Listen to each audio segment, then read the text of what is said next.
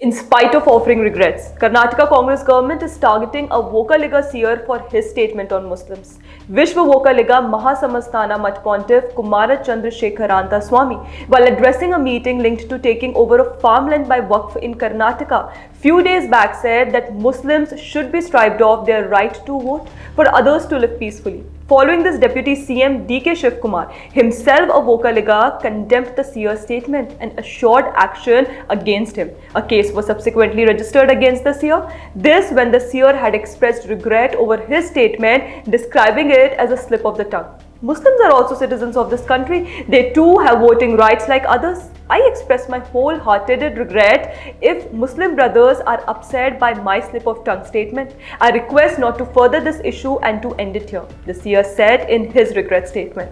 But the Congress government in Karnataka ensured that a case is registered against him despite his regret. Significantly, opposition parties are now asking Congress would it give the same treatment of AIMIM leader Asaduddin Owaisi, who keeps now and then giving inflammatory statements, or even against an Andhra Pradesh cleric who too is famous for giving communal statements.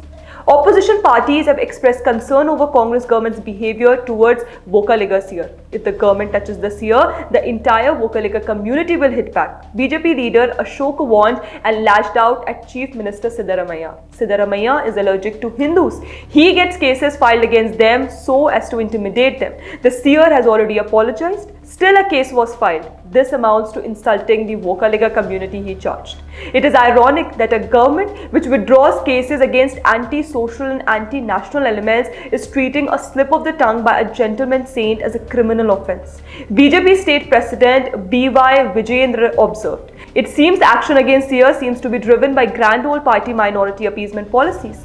Vokaliga, who form substantial number of state population, have often voted for Congress, but the way the party is treating their seer is certainly a matter of concern."